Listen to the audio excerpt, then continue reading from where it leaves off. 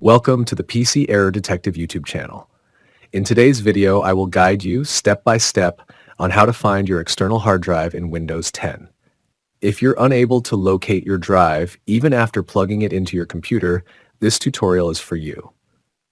Before we get started, don't forget to subscribe to our channel for more helpful troubleshooting videos. Step 1. Begin by clicking on the search bar at the bottom left corner of your screen.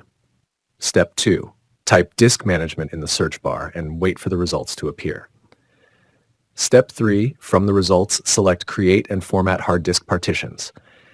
This will open the Disk Management window where all your connected drives are displayed. Step 4.